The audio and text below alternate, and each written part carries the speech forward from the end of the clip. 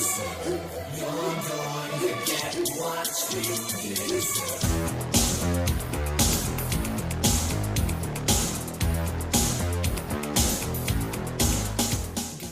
is James Moore with the Cryptocurrency Trollbox. This is our very first interview with experts in the cryptocurrency space, and today we have a very special guest, the one and only Sam Capizzi of Cryptosomniac. The rich never sleep. We are going to discuss the possibility of Bitcoin correcting or pulling back to around 3,000. And if so, why? What are our options? Is it a good idea to decrease our exposure in this time of FUD and move them to a coin like USDT Tether? Should we take profits, hold on to our potatoes, or move them into some altcoins? And if so, which ones are the ones to keep an eye on? So, Sam, do you think Bitcoin may possibly pull back to 3,000 and why?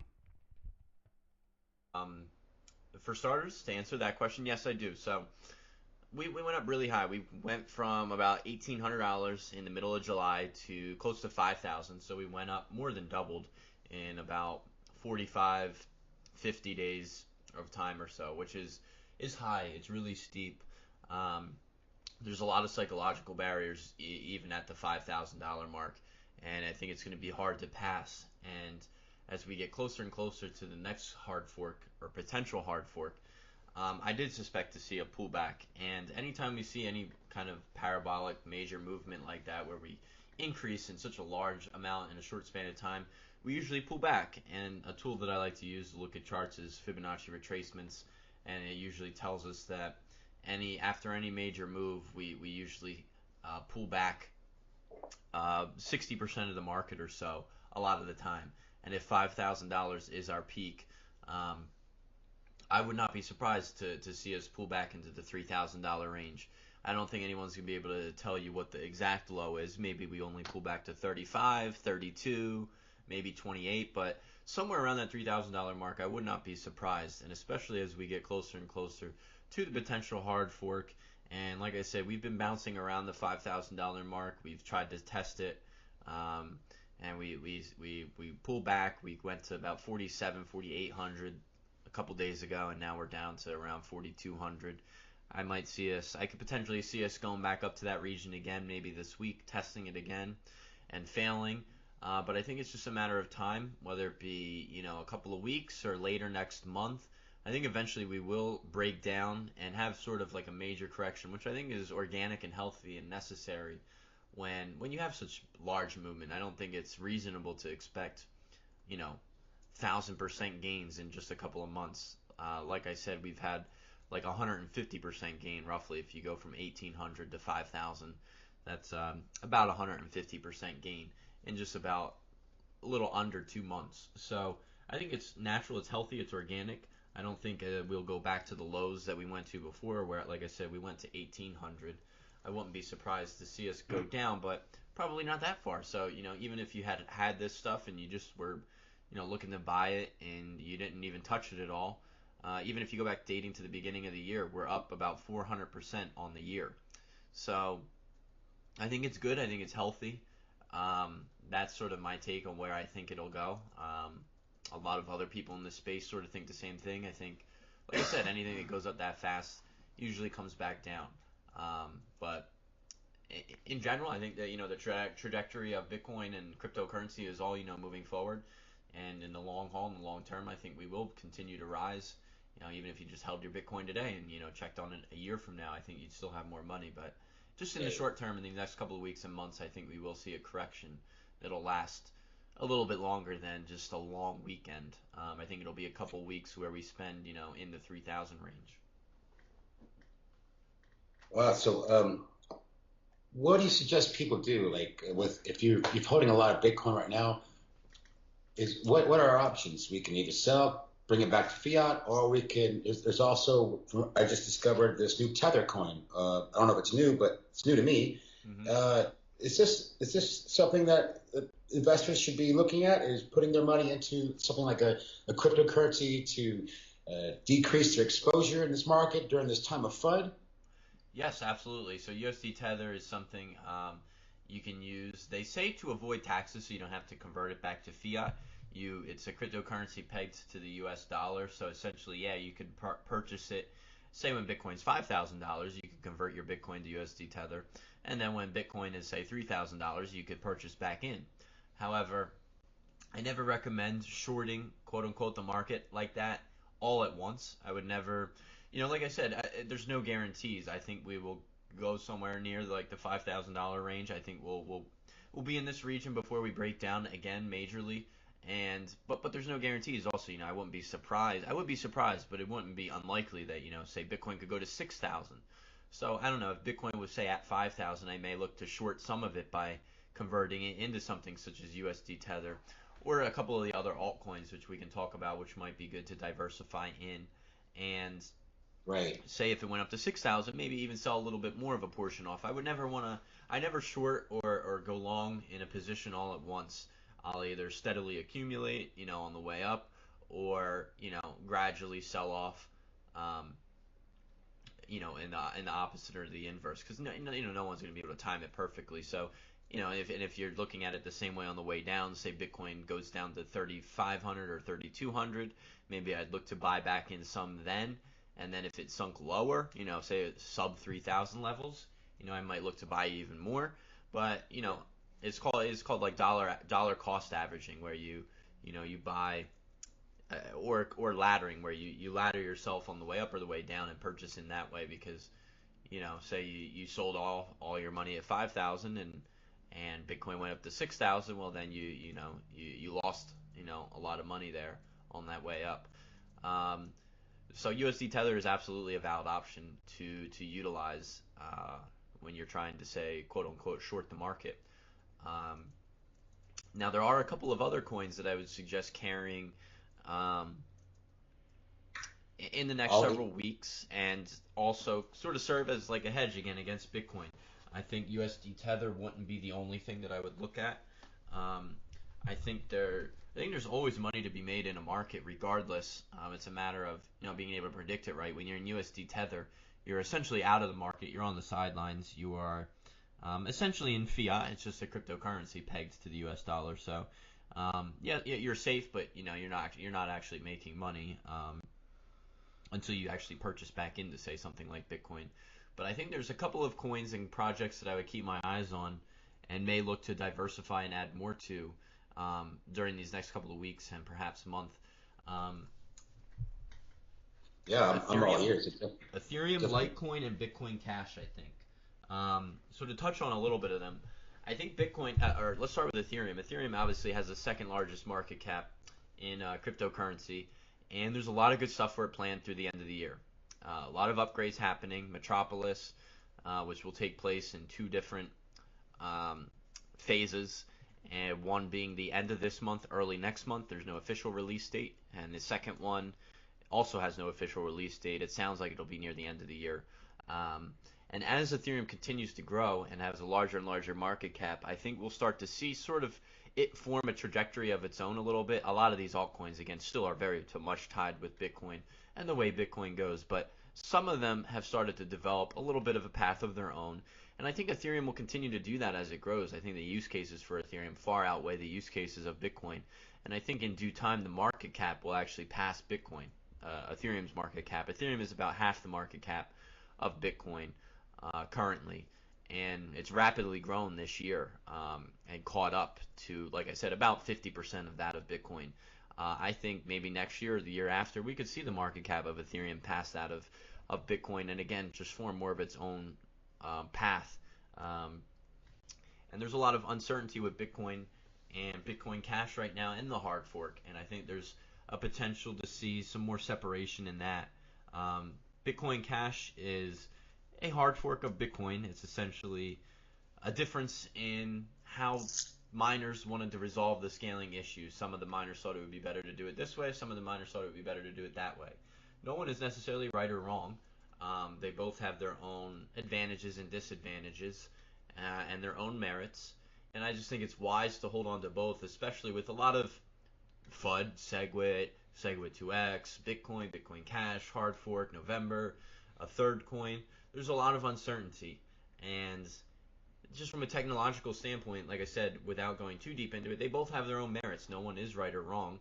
I think Bitcoin is still king for the time being. But Bitcoin Cash has its own merits as well. It functions differently. It functions very similarly, but also a little bit differently. Like I said, they saw two different approaches to how to address the scaling issue, and I think Bitcoin Cash has actually just started to gain a little bit more traction and popularity. It started out at about $300. It went up to $1,200 in those first couple of days, but now it's at about $500 or $600. So it's grown from that initial $300, and I think it's just wise to hold on to some of it as we approach the next hard fork. And then lastly, I would also consider Litecoin, investing more into Litecoin if you're trying to diverse some of that Bitcoin. So, if Bitcoin were to rise over 5,000, I would look to sell off and diversify into some of these things: USD Tether, Ethereum, and Litecoin, and Bitcoin Cash. Again, I wouldn't sell off all of my Bitcoin. I noticed that you have about 50% of Bitcoin. Obviously, everyone has a different ratio, but you could look to split some of that up and add more into some of those other positions. And Litecoin is a hard fork of Bitcoin. It has a couple advantages technologically of how it functions over Bitcoin, but Bitcoin has a lot of the infrastructure. It's first to market. It's not the easiest thing to push out, and I think you did mention in this note here that there are other coins that have technological advancements over Bitcoin. And I think what really holds them back is just the infrastructure. If you were to ask your parents or a guy on the street or whoever what they know about Bitcoin, that might be the only cryptocurrency they know about. A lot of these people, have no idea what Litecoin is or Ethereum. So it's really hard to push Bitcoin, out of market, even if there is stuff that functions better than it. I think maybe in due time, maybe in a year, maybe 2 years, we will start to see other things. And I think just the fact that we're having this conversation proves that we're sort of at the advent of perhaps just that. Maybe this is the initial beginning of the end of Bitcoin. But it's not something that would happen over several weeks. I think it's something that, like we're discussing, something that you want to hedge against, because no one's going to know when, where, how, or who it's going to be. But maybe in 5 years Litecoin is king. Maybe Bitcoin Cash is king. Maybe it's something that doesn't even exist yet. Maybe it's the fork we may see in November. This could be the beginning of something taking over, but it would be a months and a year thing. It wouldn't happen overnight, and I think that's why we hedge our portfolios as such. We invest into some of those other things that have that potential. And Litecoin is testing Lightning Network, which is something that Bitcoin is capable of as well. However, it sounds like Litecoin has an edge up on it. There's still uncertainty with even how the recent hard fork went in implementing SegWit. In order to implement Lightning Network, I believe you need to have SegWit activated on the network already. Litecoin had SegWit activated on their network for a while now, and has the ability to add Lightning Network much faster than Bitcoin does. I think they're still trying to settle out the dust and make sure Litecoin or SegWit rather is running smoothly. There's a lot of FUD going on right now. So I think USD Tether, Litecoin, Ethereum are all options that you can look to acquire more if you want to diversify some of your Bitcoin portfolio and protect itself in the next coming weeks. Okay. So as far as ICOs or alternative cryptocurrencies, if you had 100K right now and you've already had, say, your portfolio is set up like mine, 50% Bitcoin, 20% Litecoin, 20% Ethereum, and I have 10% in other alternative coins. Is it, what do you think about, like you said, decreasing my Bitcoin and then putting more into some altcoins, some really cheap ICOs, some coins that are under $10? And if so, which ones would you recommend? Something interesting also to think about as we approach a hard fork. ICOs typically take anywhere, I don't know, it ranges, ICO to ICO, 2 to 3 months, depending upon, the ICO, to receive your funds from the ICO. So it's almost a way to hide inside of a market, because, if you purchase, say, a new coin today, you might not receive it for a month and a half, 2 months. And right. So you can kind of hide in it, but again, I wouldn't invest a lot into ICOs because they are obviously a lot riskier, but just something interesting to think about as we approach a hard fork. It's another kind of hedged, kind of like USD Tether, where it's not going to be able to move yet because an ICO isn't on the market yet. But let's start, instead of ICOs, let's just talk about some of the other alternative coins that I think are safer than ICOs, but again are alternative. My two favorite at the moment are Omise Go and QTUM. Omise Go is a project that's being advised by Vitalik, the founder and creator of Ethereum, and widely regarded as the smartest guy in blockchain technology. It's a project that is built off Ethereum. It's at the moment sort of the premier project that has been built off Ethereum. It's the largest in market cap of any of the projects that are built off Ethereum. Things like 10x are also built off of Ethereum, but don't have nearly the market cap that Omise Go does. Omise Go is also a subsidiary of a company called Omise. Omise is the parent company, an existing platform or a payment processing platform that has an existing customer base of, I forget the number, but they have millions of existing customers already, which, unlike a lot of these other alternative coins or projects, they're trying to target a new market and create that market, which is obviously a lot harder. So Omise Go really has that. They sort of implemented this blockchain cryptocurrency payment platform and sort of are trying to connect it and link it with their existing fiat system that they have in Omise. So that's really good. I like to see something that has a foundation and a customer base already. So it's my biggest altcoin after the few that we talked about, Bitcoin, Ethereum, and Litecoin. I think it's very safe, and just the fact that Vitalik is advising the project and I know he wants to see it do well is just a bonus. So I think Omise Go is one of your safest altcoins.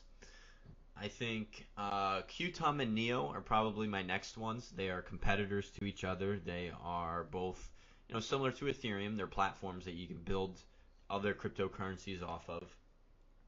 They have some differences. I'm a little bit more favorite at the moment to QTUM. I think Neo has a lot of hype around it, and it went up to really high prices in a short amount of time, and I think needs to correct itself. QTUM, from what I hear about and read about, I think has a stronger team than Neo. I think they have, from what I talk about, people in China actually hear and talk more about QTUM, and people here in the West, in the U.S., and even parts of Europe probably hear more about Neo, specifically due to their marketing, and it seems like they're more popular out here in the West, whereas QTUM is actually more popular in the East, which I think is interesting to think about because they're both cryptocurrencies geared for the Eastern market, China and Asia, and it's interesting that the Chinese think more highly of QTUM than they do Neo, whereas here in the West we hear a lot more about Neo than It's good. QTUM. I have no idea. It's a good point. And that's what I've heard. I spoke to people in China, and they're not quite sure either. I think it's really the fact that they have such good marketing. That they have marketing. Marketing goes to Neo over QTUM. And not that marketing is necessarily a bad thing. We've seen the result of their marketing efforts in the price action. But QTUM doesn't quite have that. But they're really focusing on being business and enterprise ready. And they have a lot more experience when you look at their team members in the blockchain and cryptocurrency space. They have members that came from existing projects, blockchain space already, whereas there's not nearly as many of those people over on Neo. So I'm a little bit more lenient towards QTUM, but I hold both.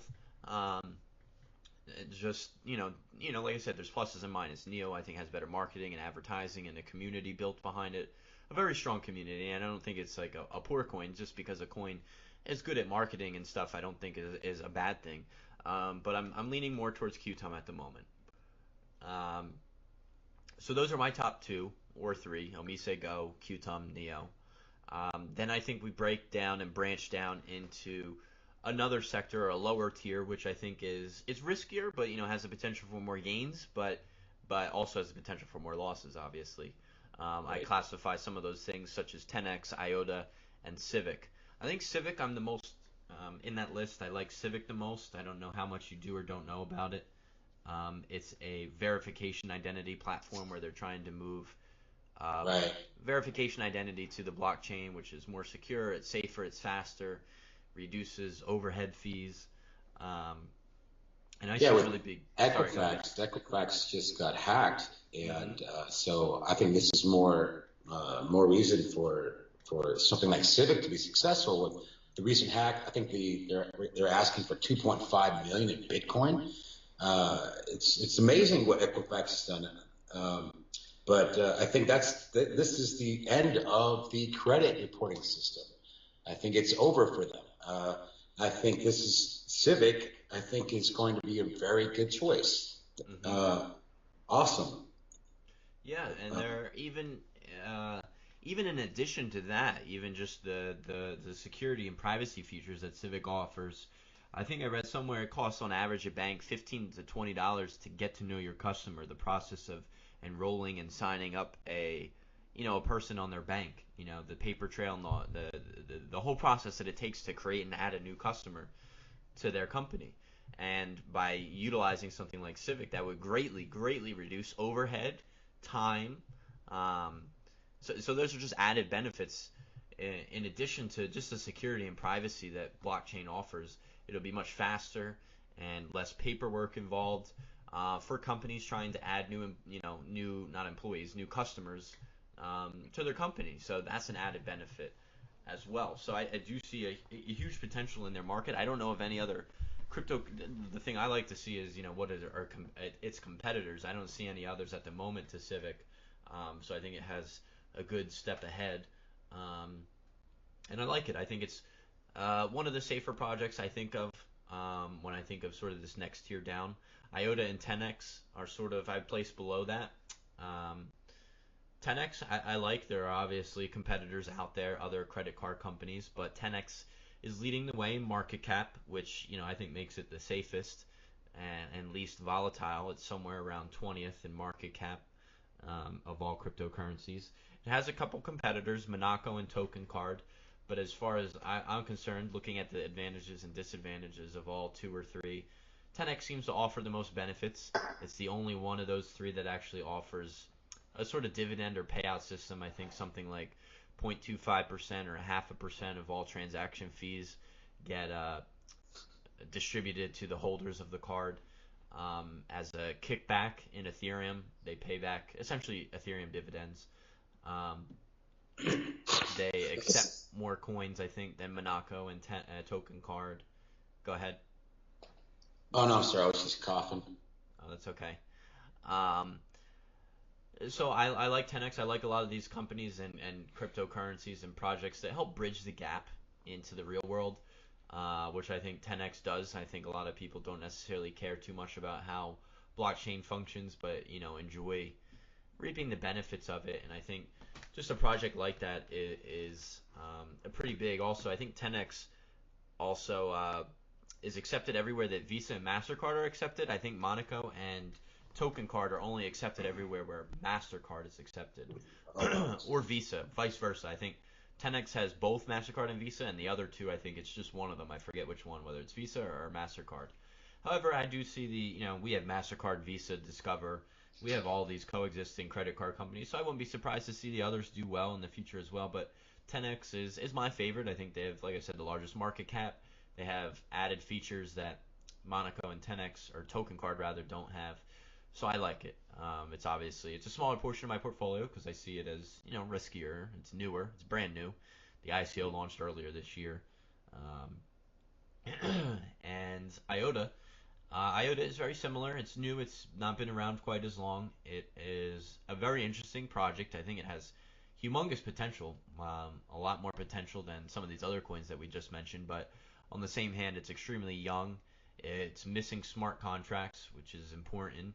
Its aim is to aid in the facilitation and communication for the Internet of Things and devices, smart devices, things like our smart houses, smart cars, all these things in the future that will be built.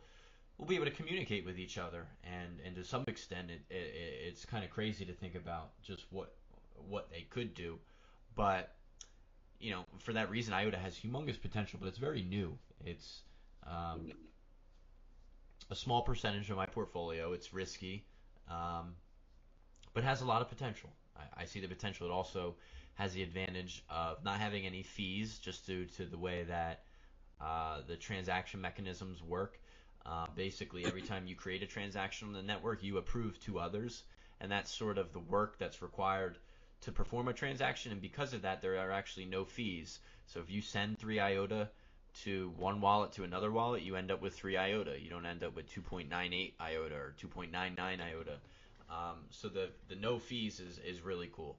And it's also a lot faster. It works off Tangle technology, not blockchain technology. And without going too crazy into how it works, it's unique. And I like things that are unique and different. So again, it's not blockchain technology. And I don't know of anything else at the moment that utilizes Tangle technology. And it has a lot of added benefits. The one being, the transaction mechanism where there is no fees, and two, it's actually faster as it scales. So as more and more transactions are on the network, because you have more and more people approving other transactions, it actually gets faster and faster and faster. Whereas Bitcoin, if you keep adding transactions, the miners just have to approve more and more and more of them, slowing it down. So conversely, as more and more people use IOTA, the faster it gets, which is, a unique proposition that a lot of these other cryptocurrencies don't offer at the moment. But again, it's very new, so it's not something, I'm not going all in, but I have a small holding in it. Cool. Wow, man. Okay, let's see. I think you pretty much covered all my notes and all my questions I asked and some. I guess, let's see. There are a couple. Yeah, We did talk a little bit about ICOs. Those were sort of altcoins. We didn't touch on some of the other things like Potcoin, Vibe, Clout. Right. The new ICO, September, like what's going on, what's hot. The biggest thing I would keep my eyes on, and you're not going to be able to get into it, I think it was whitelisted, where it means you had to register for it, and if you were selected, you'd be able to invest, but I would take a look at it. Even when it hits exchanges, I wasn't able to invest, but it's something that I'll be looking into very closely once it's out and available to the masses. I don't know when it'll be, whether it's a couple of weeks or a month or two, but it just had its ICO like a couple days ago. Kyber, Kyber. It's a decentralized exchange. It is the only other project that Vitalik Buterin is advising, in addition to Omise Go. His level of involvement with the project is sort of unknown at this time. I think he's more involved with Omise. But the fact that Vitalik, like I mentioned, is the smartest guy in blockchain space, he is anything that he's attached to or touches or looks at, they say turns to gold. So for that reason alone, I have my eyes on it. And I think decentralized exchanges, while not extremely popular now, there are a couple of other ones. We have BitShares, we have 0x. There's a couple of other cryptocurrencies that are already, decentralized exchanges. But I think the shift, we will see a larger shift in them next year. There's a lot of, people are tired of losing funds, all these exchanges being shut down. We have the FUD going on, Chinese exchanges, the fact that we don't own our private keys on these exchanges. I think a lot of people will begin to realize that. I mean, I think cryptocurrency is all really in its young and early stages, but as all this develops and pans out, I think we will see a shift to decentralized exchanges where we have a little bit more control over our money. We have our private keys, and just the fact that Vitalik is involved with that project makes me feel pretty good. So take a look at Kyber when it's around, when it's available. I don't know what the timeline is exactly for it, but it'll be something that I'll be looking to invest a small portion in when it becomes available. I would suspect sometime, maybe October. Or would you invest after it pulls back? Because what I'm noticing, like a lot of stocks, is they IPO, they get big, and then they pull back lower than the price of the IPO'd at. Is that the same with a lot of these crypto altcoins? It exactly is. It usually hits the exchanges. People that couldn't buy in, like you and I, purchase in fear and FOMO, and the people that did get into the ICO end up taking profit a couple of days after, and then oftentimes you'll see prices sink below the ICO price, and then they sort of level out over the course of a couple of weeks or months. What I like to do is usually wait. If I see it hit the exchanges, I'll wait a couple of weeks and be patient. You might get FOMO and see it double in price over 2 days, and you think, oh my God, it's going to triple or quadruple. But it usually comes back down. Anything that goes up that fast always comes back down. So I'll like to be patient with it. I'll have more time to research the project. I'll have time to see what others think and say about it. And, once I see some consolidation and price level out, that'll be when I look to buy in if I still feel confident about it and, read positive news, you know, about the project. So take a look at Kyber. Like I said, not sure when we'll have our chance to get our hands on it, but I'm definitely going to be looking at it, and I'm sure you'll hear other people continue to talk about it. Again, it's really new, but if we hear anything about Vitalik and what he's advising or offering on the project, it'll it'll pop up in the news like that. We have Vibe Hub. I believe that is that Vibe. Same thing. Vibe Hub. Yeah, Vibe. I tried to get into Decentraland. I missed that ICO. I think very similar business model. What do you think? Since I missed Decentraland, is it worth trying to get into this Vibe ICO? So I actually did a paid review of Vibe Hub, or rather a campaign. I'm currently working with them. I spoke to both of their co-founders, Matt and Alessio, the guys that created Vibe Hub. So my opinions are maybe biased since I worked with them. I see from what I spoke to them. In fact, I wrote a note to the co-founder Matt about it wasn't Decentraland. We talked about Decentraland, which they weren't. They said they're a lot better essentially. Have you heard of Voxel, which I think is another similar competitor? No. Voxel was another VR community I think built using blockchain technology. For a second, I thought Voxel was Decentraland.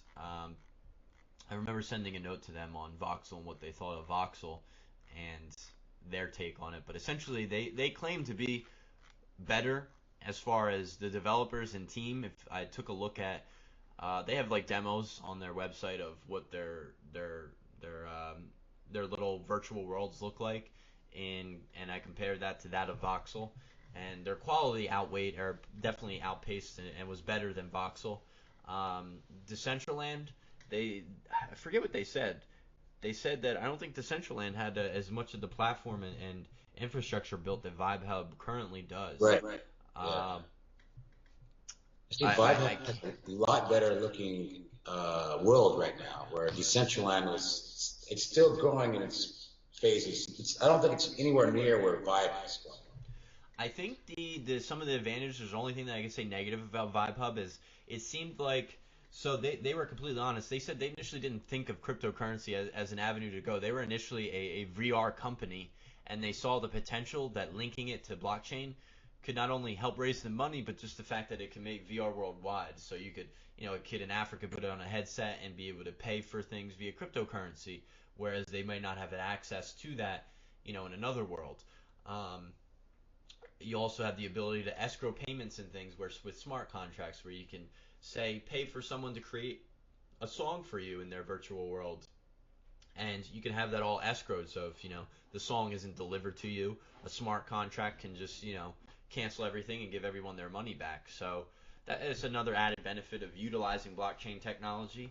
I also thought I differently than a lot of these other projects, they stressed to me that they're really gonna they're big on marketing and advertising, and I could see how this would be useful in their case. So basically, they want to take some of their money, and I think it's just a matter of if the price is right, someone's going to be able to do it. They want to approach someone like Rihanna, Selena Gomez, Justin Bieber, someone, pay them whatever, 200 grand to throw on a show in VR, and essentially it's like marketing 101. You attach a celebrity to it, and essentially could go viral.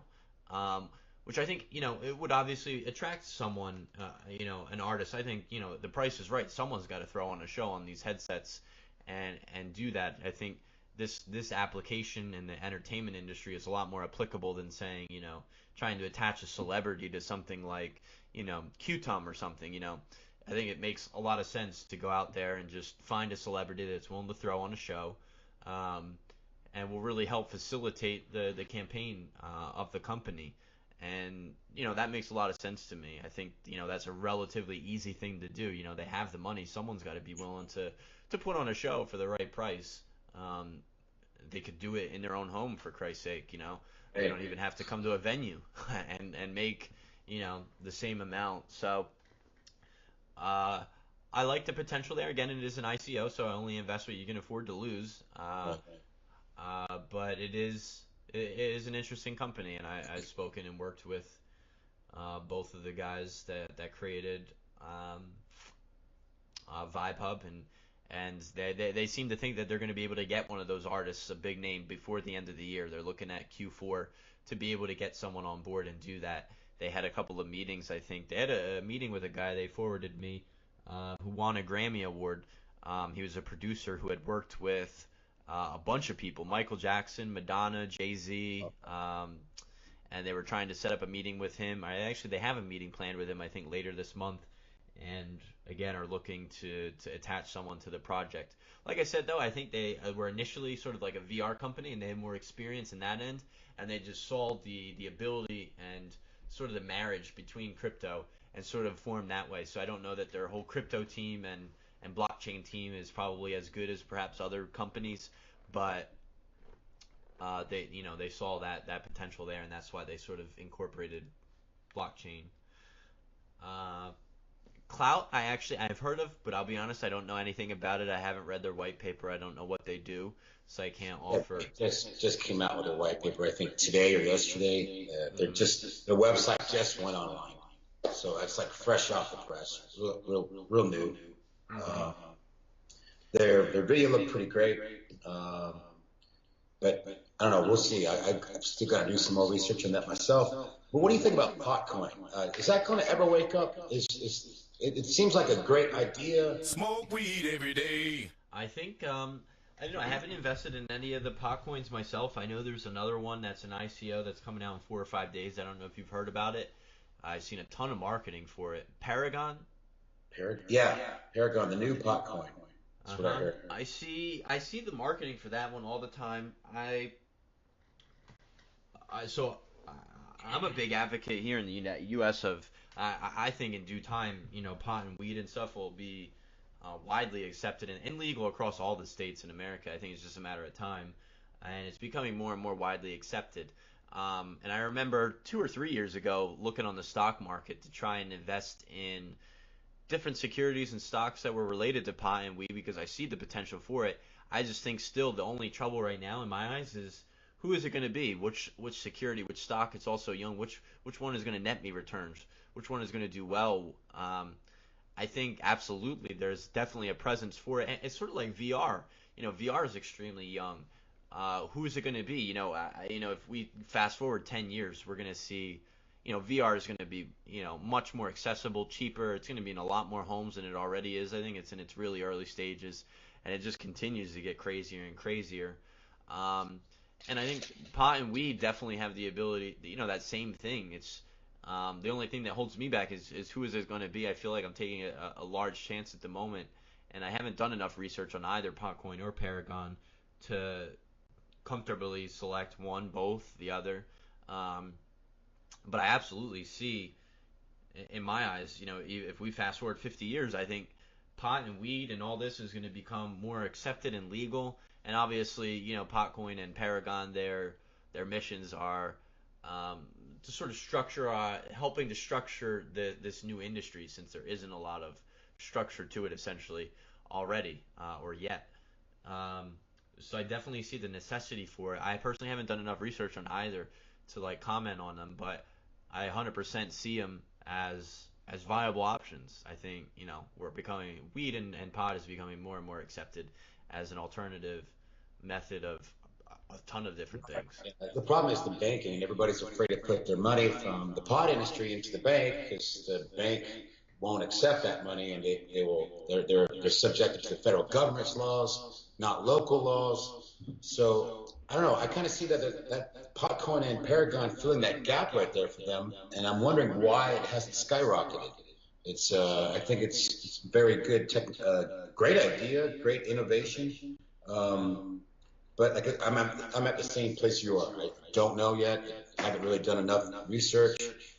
I think like ICOs. This is how I treat a lot of my ICOs. So, if I invest in 10 ICOs, and one of them nets me a 15 or a 20x return, which isn't uncommon in a couple of months' time, I'm all right with the other 9 failing, because I'll end up positive. So I'm willing to take a shot. I'll invest, a 0.5% or 1% into this ICO, and 0.5%, 1% into that ICO, 0.5%, 1% into that ICO.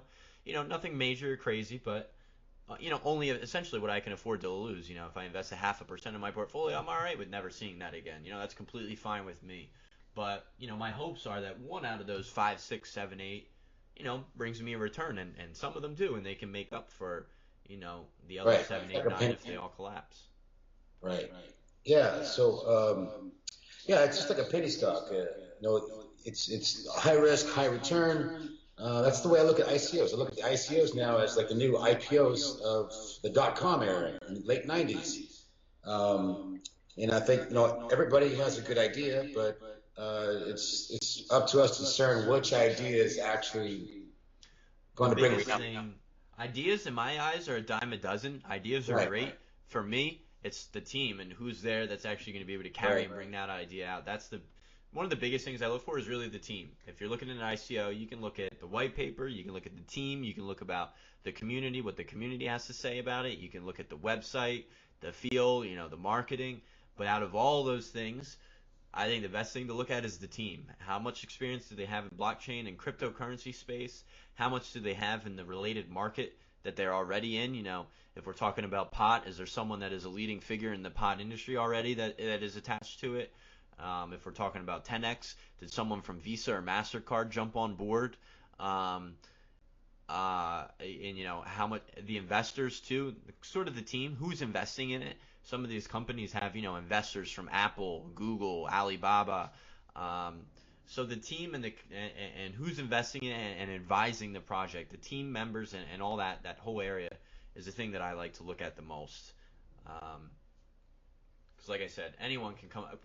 You and I have great ideas, we can come up with our own fantasy world, but we're probably not going to be able to deliver it or implement it. So team members and who they got behind the project are the things that I most like to look at.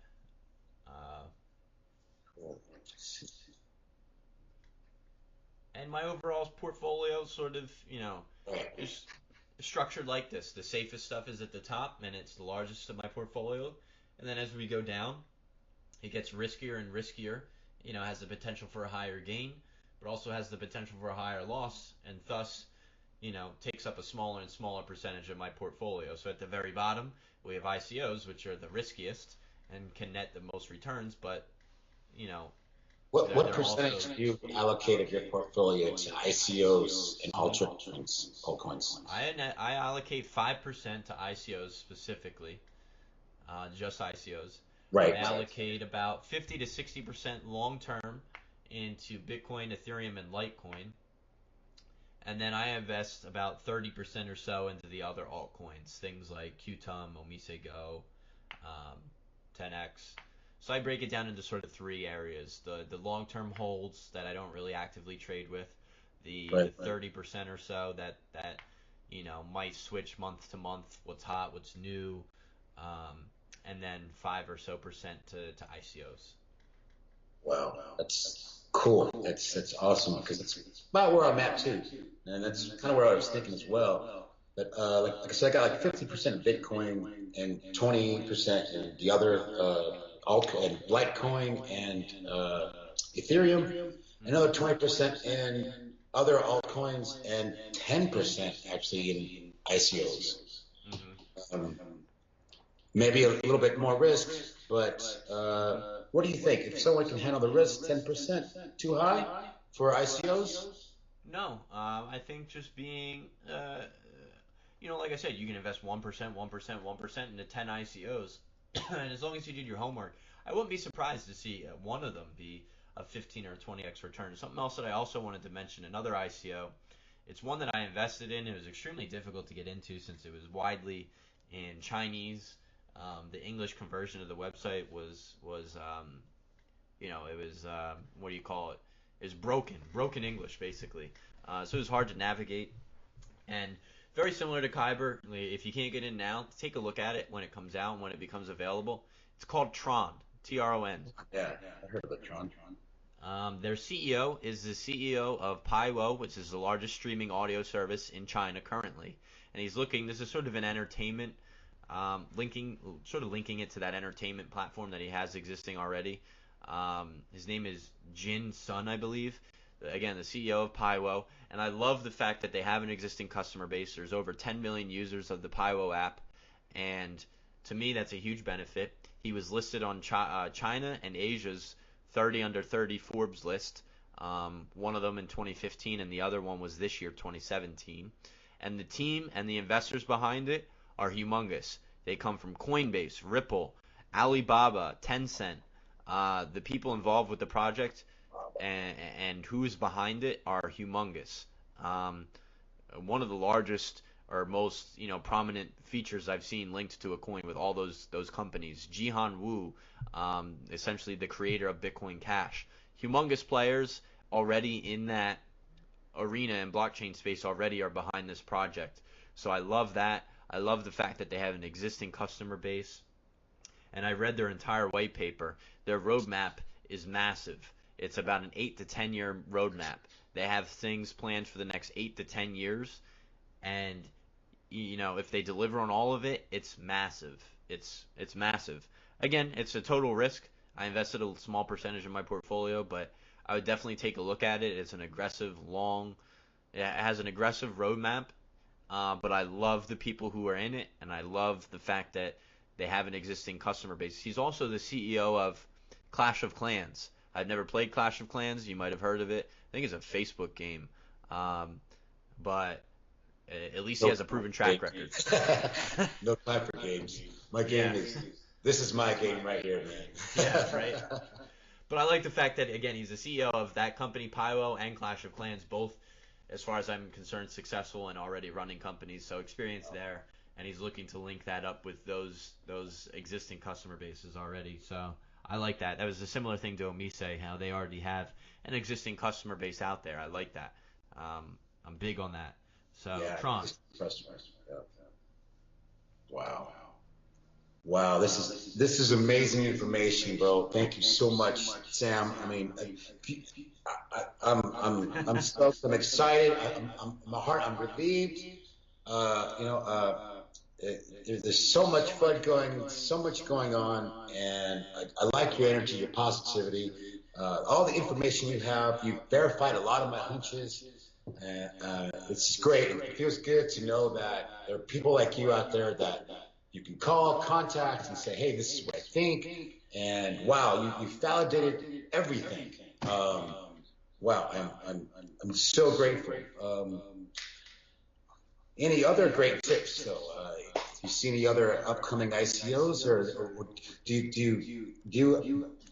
I guess another good question would be: do you trade cryptocurrencies back and forth a lot, or like hot potatoes, like a pot stock, or do you mostly buy and hold?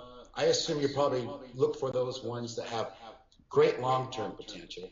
I mean, you get into those and stay, but I guess there's times when it's beneficial to trade between currencies where one will go up and this one will go down, and vice versa. So I am I am primarily a long-term holder. I'm someone who plays it safer for the most part. I do take some risk. One of my favorite things to do is anytime I see something go parabolic or increase really highly, I always like to take. I never all of it out. Like I said, I never like to go short a position all at once. But when I saw Neo rise up to $55, $60, I sold some of it off. I saw that it wasn't sustainable. And I'll sell some of it off and look to buy back in at a cheaper price and essentially accumulate more of that coin for free almost. You sell some of it off, it comes back down, you buy back in more than you initially had. What else was just on my mind? Also, something that I want to mention before we're done is a lot of coins currently are shifting to, and there's been a lot more talk about proof of work versus proof of stake, where you're able to stake a portion of your coins and earn dividends. And they're becoming more and more popular. QTUM and Neo are both proof of stake, where you're able to earn dividends on your money. and they're becoming really popular. Warren Buffett said he likes to only invest in stocks that pay him to hold them. Right. I don't think all that is applicable in crypto. I think there's definitely some great projects. Bitcoin, for example, is proof of work. Ethereum is eventually going to move to proof of stake next year or maybe early 2019. And I've been really looking to sort of diversify my portfolio, not only in the manner which we already discussed, but taking a look at how much I want to hold proof of work versus proof of stake. I've been looking to accumulate kind of like a 50-50 split between them. Like I said, QTUM, Neo, Ethereum. Ethereum's not proof of stake yet, but it will be. Those are all examples of proof of stake coins. It's great to have something that pays you to hold on to it. I think Neo is something around 5% per annum. QTUM, somewhere in that region. I don't know what their numbers are exactly, 5, 6, 7%. So it's just interesting. A couple of the other proof of stake coins out there are ARC, which is a pretty safe coin, Lisk, Stratus. These are other proof of stake coins, again, which just pay you to hold on to them, and I think should be just keep an eye on it. We're having a lot of this shift from existing proof of work. There's added benefits to proof of stake, whereas proof of work, you need miners to confirm everything on the blockchain, and it's a little bit, they say, centralized in that manner where for example 80% of the world's miners are in China. So when we have China news, it affects a lot of this stuff like Bitcoin price, even because it's all decentralized. Just the fact that 80% are there, say if electricity for some reason tripled in price in China, that may inhibit some of the abilities of the miners to be able to mine and slow down our network. So proof of stake actually moves that transaction and mechanism to sort of the people's hands. People like you and I are able to help secure the blockchain by offering to stake some of our coins and staking them to the blockchain. And you have the added benefit of it not being so decentralized in that manner. So it's just an interesting shift in the world. So I look to acquire a lot of I'm looking to help spread my portfolio off in that region where we have a little bit more proof of stake and proof of work. But as you mentioned, I do like to sell off some of my coins when I see them go super high. I try to just diversify into some things that are different. Like I mentioned, we have Ethereum, Litecoin, Bitcoin Cash, USD Tether, some things, the options to sort of diversify, when we see a downfall, things that don't exactly follow all the same trajectory. A lot of this does seem to follow the same trajectory as Bitcoin. But for example, one news article can completely change everything and either make a price plummet or increase depending upon if it's a positive article or a negative article. But if there is anything like really positive, I kind of like look to sell it off, buy the rumor, sell the news, and get back in. For example, last night, CIVIC was an example of that. CIVIC was added to Poloniex, and in light of that news, it went up 30-40% in price. I sold a little bit last night when it was a bit higher. It came down a little bit today. I'm sure it might look to come back down a little bit more in the coming days. But that's what I like to trade with. I call it like swing trading. I may not trade day trading where I trade a coin in and out of a position. I might, if I'm on top of the news, for example, QTUM is launching a mainnet on September 13th where they're going live, and essentially at that point you're going to be able to stake a portion of your coins to earn a dividend. You're not able to do that yet until their mainnet launches. So QTUM was something I was looking to acquire more of the past couple of weeks, and maybe something that I look to sell off a little bit of portion of after the mainnet launches. It's very similar to, the ICO hype where it gets launched onto an exchange. When a mainnet goes live for any coin, there's going to be an increase in value for the first couple of days, I'm sure. People buying into the coin and the hype, and then it'll probably come back down a little bit. So I'm more of like a swing trader where I look to trade into a coin or out of a coin, once every couple of weeks or a month, depending upon some major news coming up or so. A lot of Neo's price action was due to their rebranding that happened in August, and then after that hype died down, the price came back down. So you can look to sell off, I think. I look to sell and trade off of, some big major news. I'm not someone who is a big fan of, buying Lisk tonight and then selling it a couple hours later. That to me is really difficult to time, and I'm sure there are people that are capable of doing it, but I'm not one of them, I guess. So for the people who are have a heavy portfolio into Bitcoin, that are concerned about all the FUD going on. The way I see it, yes, I think it's going to pull back. I absolutely agree, but I also see it coming back again. So I think for the long term, Bitcoin's a good buy. And how soon do you think before something like Ethereum takes over the market cap of Bitcoin? We're talking years. I could see it happening next year, to be honest. I think so. Ethereum is sort of like the father for a lot of these other things. CIVIC, basic attention token, 10x, Omise Go. There's over 100 projects that are built off Ethereum, and I think the use cases far outweigh that of Bitcoin. However, Bitcoin has its own use case, being a tradable currency and more so really a storage of value. So it has its own merits, and I think they're very different use cases and definitely will coexist. But I just think due to the fact that Ethereum has more use cases, will surpass that of Bitcoin. And I won't be surprised if that happened next year. Right now, the market cap is 27 billion for Ethereum, and the market cap for Bitcoin is 68 billion. So right about half. And if we go back to the beginning of the year, and we were to look at that chart, Ethereum commanded not even 1% of the market. Or wait, let me go back. Sorry, the beginning of roughly on January. That was 2016. Let me go back to the beginning of this year. 2017, Ethereum had 5% of the overall market cap in cryptocurrency.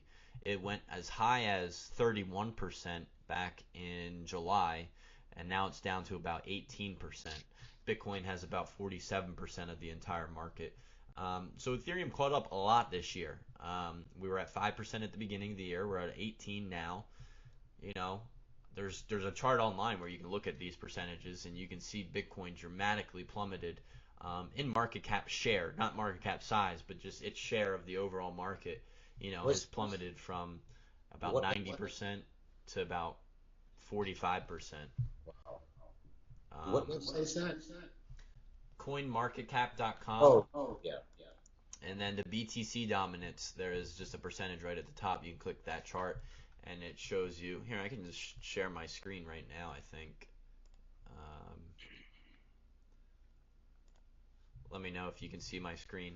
Got it. Can you see that chart? Yep, sure do.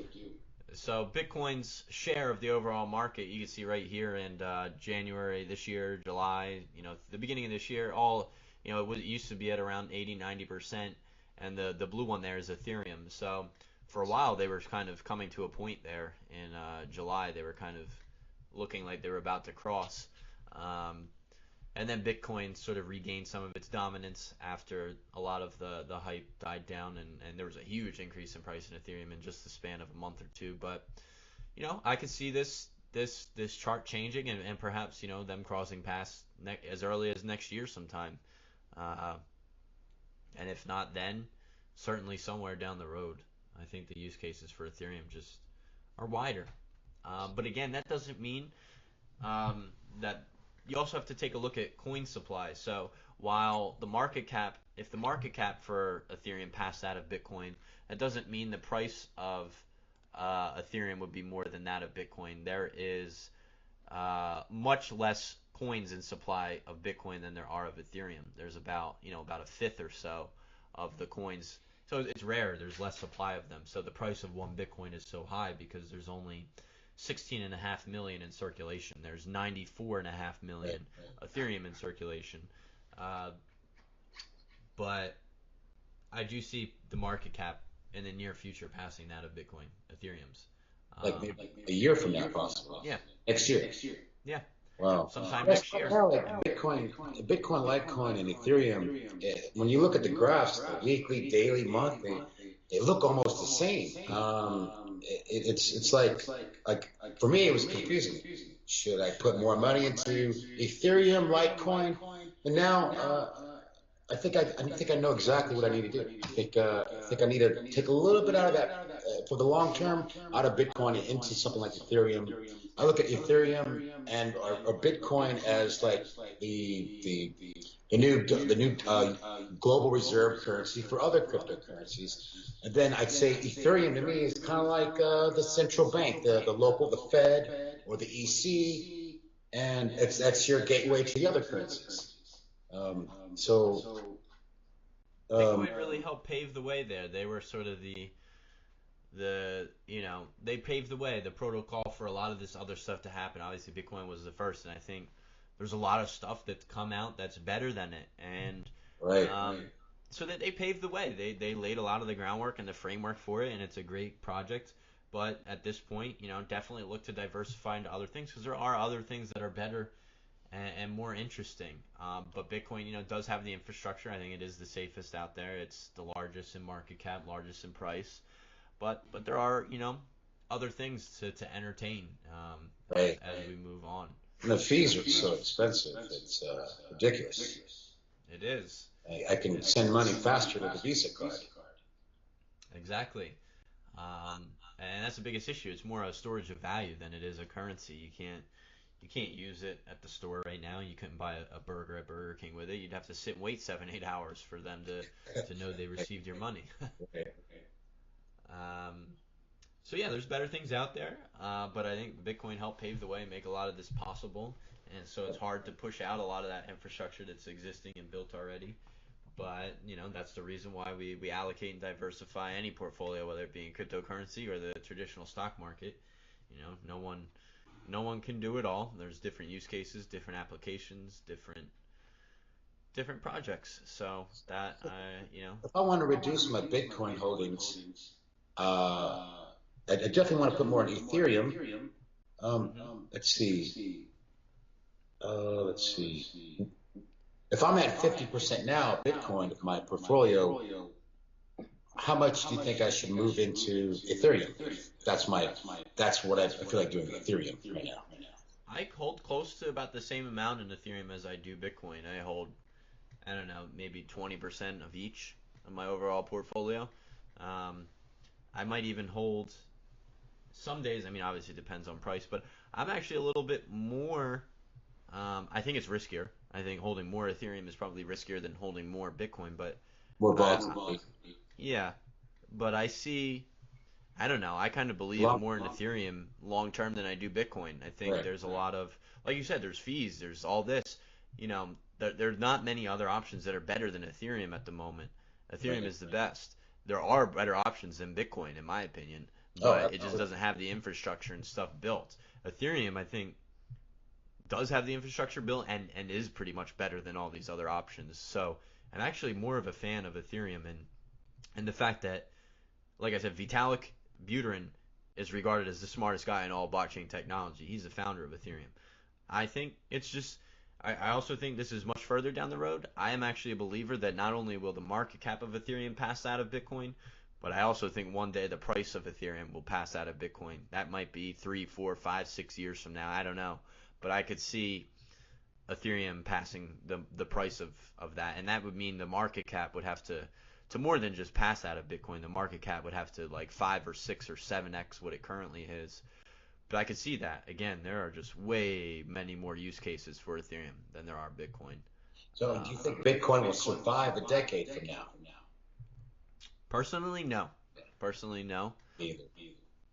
I think Ethereum could. I mean, obviously, it's extremely speculative. But to be honest, no. I think there are better options. And I think that they paved the way. And I think there will be better things. And I think just the fact, again, that we're having this conversation of diverse in our portfolio could be, the beginning of the end, sort of. There are other options out there that are better. And this isn't going to happen overnight, over weeks, over months. This is probably over the next couple of years. But I wouldn't be surprised at all to see something push Bitcoin out of the way. But again, that would be really slow, and it would happen over the course of several weeks, and we would, having this conversation 5 years from now, we would go, oh, okay, yeah, I remember that, but, it wouldn't be, wouldn't be happening tomorrow or next week anytime soon. So I think Bitcoin is a good, safe, long play for the next year, maybe, at least, I'd say, but after that, I don't know. Like you said, Ethereum's market cap may surpass that of Bitcoin just next year. Wow. So I've got some work to do tonight for sure. I need to reorganize my portfolio. And I tell you, I'm so grateful, bro. Thanks. I wish I would have followed you earlier. I wish I would have found your videos earlier. I don't think it's too late. I think it's still very young in crypto. I think we all have the opportunity to make a lot.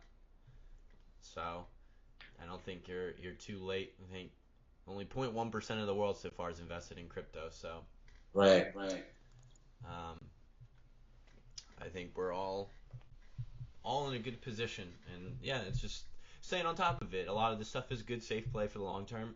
You can check on it every once a month, every couple weeks, however much time you want to spend investing and researching. But a lot of this is pretty good stuff that I think will be here for a while, and you'll have time to react. Like I said, Bitcoin is not going to fall apart overnight, over month. This is why we're hedging our portfolio. If Litecoin, for example, is 10% of your portfolio and it quadruples in price, it could take up more than 10% of your portfolio. It could surpass your Bitcoin holdings. And at least by hedging your portfolio, you'd be there for the ride. Right. Yeah, it just seems like right now, though, Bitcoin, Litecoin, and Ethereum are like pegged to each other. They go up and down. When those three go up and down, the whole market goes up and down in sync. I'm thinking soon there's going to start being a little bit more disparity between that. And I think, like you said, Ethereum, I think by next year, we'll see that disparity between the coins. Yeah, and I think, like we said, there's a lot of uncertainty and fear right now with the fork coming up in November. There's a lot more certainty and roadmap and good stuff coming out for Ethereum. We have Metropolis through the end of the year, upgrades being done to the network, planned all throughout the end of this year. I think Ethereum will have a good, steady increase throughout the end of this year. So I think we could start to see that in these next couple of months. If Bitcoin falls, I would hope to think that Ethereum either increases in price or at least holds its own. So whereas, even if Bitcoin dropped and Ethereum didn't go anywhere, at least you kind of made money by making that transition, because if you had stayed in Bitcoin, you would have lost money. I think by the end of the year, I project Ethereum to be worth around $500-600. Nice. I think that's where we'll be. I think, we'll start to see some of that, some of it carry its own weight. And again, Bitcoin has its own merits, and we'll see what happens. We'll see. And maybe in 10 years, maybe it is still king. We don't know. But Right. Great. Sam, dude, thank you. It's a big time pleasure, an honor, and a privilege to actually have this interview with you. Thank you so much. It was a pleasure. I enjoyed it. I wish you the best of luck. Feel free to chat anytime as things change.